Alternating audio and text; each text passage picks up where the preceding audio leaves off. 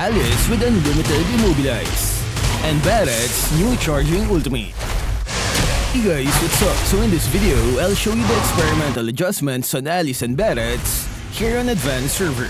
First is Alice, and she no longer needs to collect orbs from dead enemies. The developer said the blood orb mechanic is fun, but it forces her to play multiple lanes. To fix it, they had to change her passive.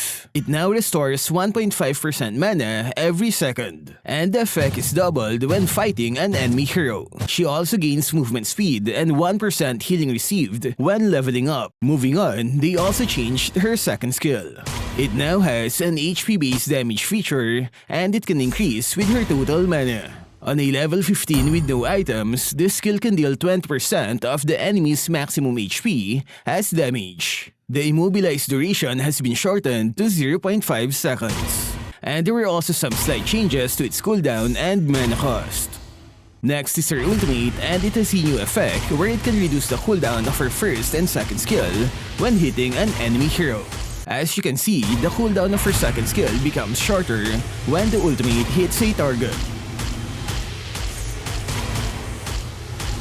And the more targets you hit, the more cooldown reduction you get.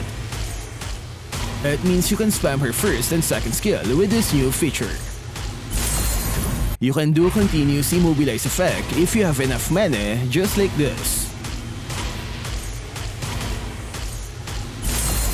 Same for her first skill, which gives her decent mobility.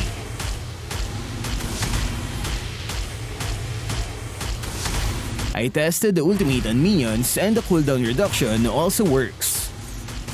To balance, they had to make some changes to her ultimate.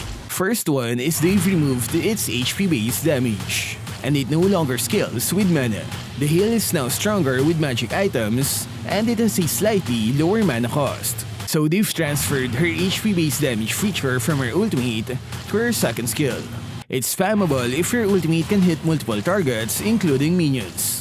I also like how you no longer need to collect stacks because it was a thing that holds her back if you can't farm at the start. I tested her second skill damage on the Lord, and it still has no limit. She can deal a ton of damage on the Lord because of its HP. The developers will probably put a limit on the next patch.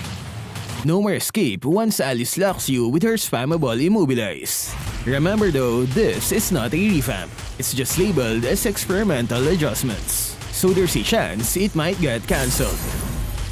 Now let's move on to Barats. This is his new ultimate where he charges to a direction. If he hits an enemy hero, he will flip the target and devour them. It's similar to the current version, but now he can charge and dash to a target. If you cancel it, 60% of the cooldown is refunded, and the skill can pass through walls. Next adjustment is his passive stacks, where they made it easier to maintain. The maximum number has been reduced from 25 down to 10. The enhanced basic attack will appear after collecting 10 stacks. And to make it easier to maintain, the enhanced basic attack will reset the stack timer, just like this. So once you reach 10 stacks, all you need are basic attacks to stop you from getting smaller. To balance, they had to adjust the way your skills can collect stacks. Previously, you can get multiple stacks when your skill hits several enemies. Now you only get one stack for each hit, regardless of how many targets. This is just fair since the maximum stacks is now at 10. The next adjustment is his first skill. They've removed the slow effect from the skill, but in return, the interval between the first and second damage is now shorter. That means the enemies have less time to dodge the second damage. Last adjustment is his second skill. The initial missile will now deal damage and slow targets for 1 second. The missiles will now follow Barats just like this.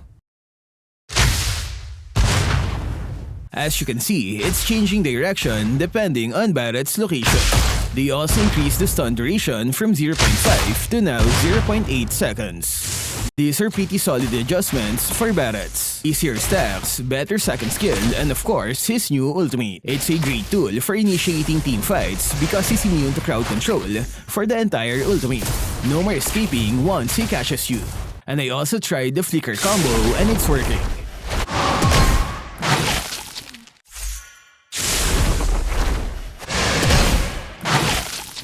So what can you say about the adjustments on Alice and Barats? Too strong or just fair? Share it in the comment section. That's all for this video. Stay safe and thank you for watching.